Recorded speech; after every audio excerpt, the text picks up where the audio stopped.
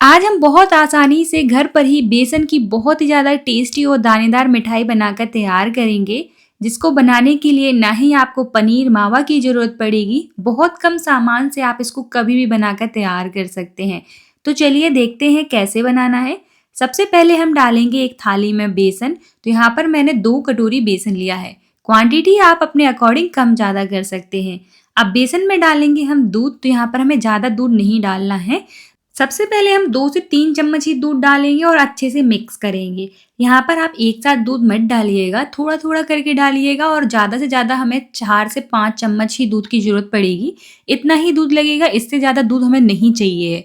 तो बस इस तरह से अच्छे से मिक्स करिएगा। ये वाली प्रोसेस अगर आप करेंगे तो आपकी जो बर्फ़ी है बिल्कुल दानेदार बनकर तैयार होगी और आज हम बिल्कुल मार्केट स्टाइल में इसको बनाकर तैयार कर रहे हैं। आपने घर पे बहुत ही ज़्यादा टेस्टी मिठाई बनाई होंगी बेसन की, लेकिन एक बार इस तरह से ये मोहन थाल बनाइए, आपकी बिल्कुल परफेक्ट बनकर तैयार होगी। तो देखिए यहाँ पर आप देख सकते हैं कि मैंने अच्छे से उसको मिक्स किया है और इस तरह से दोनों हाथों की मदद से हम रब करेंगे। इससे क्या होगा कि जो आपका बेसन है वो दानेदार बनकर तैयार हो जाएगा। अगर आप चाहते हैं कि आपकी मिठाई का टेक्सचर जो है बिल्कुल दानेदार बनकर तैयार हो, तो इस तरह से ये वाली प्रोसेस आप ज़रूर से फॉलो करिएगा। तो अच्छे से हमें इसको बढ़िया से रब करना है और तब तक रब करेंगे जब तक हमारा बेसन जो है दानेदार ना बन जाए। हर स्टेप को फॉलो करिएगा और वीडियो को एंड तक ज़रूर देखिएगा, तभी जाके आपको ये वीडियो समझ में आएगी। अगर आप सारी टिप्स और ट्रिक्स को फॉलो कर रहे हैं तो यकीन मानिए आपकी बर्फ़ी एक बार में ही बिल्कुल परफेक्ट बनकर तैयार हो जाएगी। तो देखिए यहाँ पर इस तरह से हमें बढ़िया से उसको मिक्स करके 5 मिनट के लिए रेस्ट पर छोड़ देना है। जैसे ही 5 मिनट हो जाए तो हम इस तरह से ये वाली छन्नी लेंगे और उसको छान लेंगे। इससे क्या हुआ कि जो बेसन में बड़े-बड़े लम्स हैं वो निकल जाएँगे। तो इस तरह से आपको छानना ज़रूर है और अगर आप छानना नहीं चाहते हैं तो इसको ग्राइंडर जार में डालकर उसको ग्राइंड कर लीजिए ताकि बड़े-बड़े लम्स ना रहें। तो बस इस तरह से मैंने उसको बढ़िया से छान लिया और जो एक्स्ट्रा इसमें बचेगा तो उसको आप ग्राइंडर जार में डालकर ग्राइंड कर सकते हैं। अब लेंगे हम एक थाली जिसमें हम बर्फ़ी को सेट करेंगे, तो यहाँ पर मैंने थाली को सबसे पहले अच्छे से घी से ग्रीस कर लिया है। घी या फिर ऑयल से आप ग्रीस कर लीजिए। कोई भी बर्तन ले लीजिए जिसमें भी आप बर्फ़ी सेट करना चाहते हैं, उसको आप ग्रीस करके रख लीजिए। अब चलेंगे हम कढ़ाई की ओर, तो कढ़ाई में हम डालेंगे घी। तो यहाँ पर मैंने 3/4 कटोरी घी डाला है और घी डालने के बाद इसमें डालेंगे हम बेसन। तो यहाँ पर अगर आप इसको घी में बनाना नहीं चाहते हैं तो आप ऑयल में भी बनाकर तैयार कर सकते हैं। बस ध्यान रहे कि ऑयल जो है वो रिफाइंड ऑयल ही होना चाहिए। 3/4 कटोरी मैंने डाला है, आप ज़्यादा क्वांटिटी में डालना चाहते हैं तो ज़्यादा भी डाल सकते हो, थोड़ा बहुत कम करना चाहते हैं तो थोड़ा बहुत कम भी कर सकते हैं। अब डाल देंगे हम इसमें बेसन और इसको लो फ्लेम पर बढ़िया से चलाते रहेंगे। अच्छे से मिक्स करेंगे और बेसन को हमें लो फ्लेम पर रोस्ट करना है और तब तक रोस्ट करना है जब तक जो बेसन है वो अच्छे से थोड़ा-सा गोल्डन कलर ना हो जाए इसका और अच्छी सी खुशबू ना आने लगे। तो बस आपको इस तरह से चलाते रहना है। बस ध्यान रहे कि हाई फ्लेम पर हमें इसको रोस्ट नहीं करना है, नहीं तो बेसन जल जाएगा और इस तरह से चलाते रहिएगा। बहुत आसान सी रेसिपी है। अगर आपने एक बार इस तरह से ये मिठाई बना ली ना, तो आप हर बार इसी तरह से बनाओगे और मार्केट से लाना बंद कर दोगे। मार्केट में बहुत मिलावटी मिठाइयाँ आती हैं, तो कोशिश करिए कि कोई त्योहार आ रहा है तो आप घर पर ही मिठाइयाँ बनाकर तैयार करें, क्योंकि घर की मिठाइयाँ अलग ही रहती हैं और बहुत ही ज़्यादा हेल्दी भी रहती हैं। तो देखिए यहाँ पर जैसे-जैसे आप रोस्ट करते जाओगे ना बेसन को, वो घी रिलीज़ करना स्टार्ट कर देगा और कुछ इस तरह से होता जाएगा। इसमें हमें इस स्टेज पर कुछ भी नहीं डालना है, ना ही यहाँ पर हमें ज़्यादा दूध की ज़रूरत पड़ी है और ना ही मावा पनीर की ज़रूरत पड़ने वाली है और यकीन करिए इतनी टेस्टी बनकर तैयार होती है ना कि आपको बहुत पसंद आएगी। अपने घरवालों को एक बार इस तरह से ये मोहन थाल बनाकर खिलाइए, सब बहुत पसंद करेंगे। उससे पहले अगर आप मेरे चैनल पर नए हैं तो चैनल को सब्सक्राइब और वीडियो को लाइक करना ना भूलें और ज़्यादा से ज़्यादा शेयर करें और मुझे कमेंट सेक्शन में ज़रूर बताएं कि आप ये वीडियो कहाँ से देख रहे हैं ताकि मैं आपका थैंक्स कर सकूं। तो देखिए यहाँ पर आप देख सकते हैं, अगर इस तरह से हमारा बेसन हो जाएगा ना तो समझ जाइए कि जो हमारा बेसन है वो अच्छे से रोस्ट हो चुका है और इसका कलर भी चेंज हो गया है। लेकिन अब हम इस स्टेज पर एक और चीज़ ऐड करेंगे, वो है दूध। दूध डालने से आपकी बर्फ़ी और भी ज़्यादा दानेदार बनेगी। तो वो वाली हमने प्रोसेस करेगी, एक बार ये वाली भी प्रोसेस हम करेंगे। इसमें हम थोड़ा-थोड़ा करके डालेंगे। जैसे ही आप दूध डालोगे ना, इस तरह से जाली बनना स्टार्ट हो जाएगी, क्योंकि जो हमारा बेसन है वो फूल जाएगा।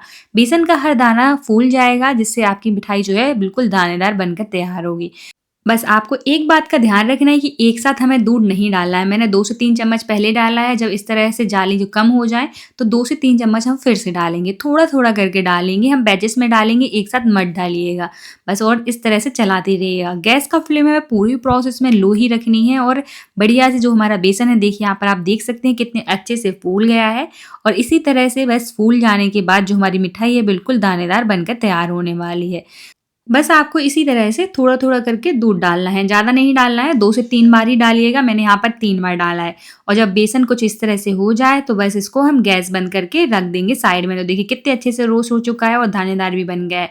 चलिए अब हम इसको रख देते हैं साइड में, तब तक हमें यहाँ पर आगे की तैयारी कर लेते हैं। तो यहाँ पर मैंने एक पैन लिया है जिसमें डालेंगे हम चीनी। तो यहाँ पर मैंने 2 कटोरी बेसन के साथ 1 कटोरी चीनी का यूज़ किया है। अगर आप ज़्यादा मीठा खाना पसंद करते हैं तो यहाँ पर आप चीनी की क्वांटिटी को बढ़ा सकते हैं, 2 कटोरी भी ले सकते हैं, 1.5 कटोरी भी ले सकते हैं। और अगर कम खाना पसंद करते हैं तो यहाँ पर आप थोड़ी बहुत कम कर सकते हैं, लेकिन थोड़ी बहुत ही करिएगा, ज़्यादा मत करिएगा। आप 3/4 कटोरी ही करिएगा, इससे कम मत करिएगा, नहीं तो आपकी जो बर्फ़ी वो अच्छे से सेट नहीं होगी।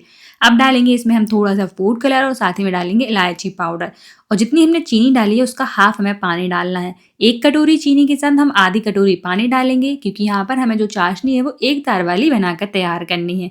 तो धीरे-धीरे जो हमारी चीनी है वो अच्छे से डिज़ोल्व हो जाएगी। जब डिज़ोल्व हो जाए तो थोड़ा-सा और पकाएँगे, उसके बाद हम चेक करेंगे। तो देखिए हमें इस तरह से चेक करनी है, थोड़ी-सी हम चाशनी लेंगे, बहुत गर्म रहती है तो आराम से चेक करिएगा। और अगर इस तरह से एक तार बन रहा है, परफ़ेक्ट एक तार वाली चाशनी चाहिए हमें, तो समझ जाइए कि जो हमारी चाशनी है बिल्कुल परफ़ेक्ट है। तो चलिए हमारी चाशनी बनकर तैयार हो गई है, अब हम गैस बंद कर देंगे। यहाँ पर जो हमने मिक्सचर रखा था ये भी बिल्कुल ठंडा हो गया है। अब मैंने यहाँ पर डाला है थोड़ा-सा मिल्क पाउडर, तो 3 से 4 चम्मच ही मैंने इसमें मिल्क पाउडर डाला है। मिल्क पाउडर डालना बिल्कुल ऑप्शनल है, अगर आप नहीं डालना चाहते हैं तो स्किप कर सकते हैं। और जब भी अगर डाल रहे हैं तो गरम मिक्सचर में मत डालिएगा, ठंडे में ही डालिए, नहीं तो इसमें लम्स बन जाएँगे। तो मैंने यहाँ पर 3 से 4 चम्मच ही डाला है, इससे बहुत ही ज़्यादा बढ़िया टेस्ट आता है। अब हम गैस ऑन करेंगे, इसके बाद जो हमने चाशनी बनाकर तैयार करी थी उसको डाल देंगे। एक साथ हमें सारी चाशनी डाल देनी है और अच्छे से इसको मिक्स कर लेना है। यहाँ पर हमें मिक्सचर को ज़्यादा देर तक नहीं पकाना है, बस इसको हमें इतना पकाना है कि अच्छे से मिक्स हो जाए। बस 1 मिनट के लिए हम इसको पकाएँगे, उसके बाद गैस बंद कर देंगे। तो देखिए हमारा मिक्सचर जो है तुरंत इस तरह से अच्छे से मिक्स हो जाएगा और मिक्सचर कुछ इस तरह की कंसिस्टेंसी में रहेगा। बस अब हम गैस बंद कर देंगे। आप सोच रहे होंगे कि मिक्सचर जो है बहुत ही ज़्यादा पतला है और बर्फ़ी कैसे सेट हो जाएगी? ये हो जाएगी, आपको टेंशन लेने की ज़रूरत नहीं है क्योंकि यहाँ पर हमने ज़्यादा घी का यूज़ किया है, इसलिए हमारा मिक्सचर कुछ इस तरह से है। बस तुरंत ही हमें गरम में इसको थाली में ट्रांसफ़र कर देना है। तो बस इस तरह से हम ग्रीस हुए बर्तन में ट्रांसफ़र कर देंगे। यहाँ पर आप किसी भी ड्राई फ्रूट से इसको गार्निश कर सकते हैं या फिर इसी तरह से सिंपल रख सकते हैं। तो मैंने यहाँ पर थोड़े-से पिस्ता और बादाम से इसको बढ़िया से गार्निश कर दिया है और इसको मैंने इस तरह से ओवरनाइट के लिए छोड़ दिया था। ओवरनाइट में ये अच्छे से सेट हो जाती है और एक ईज़िली कट भी हो जाती है।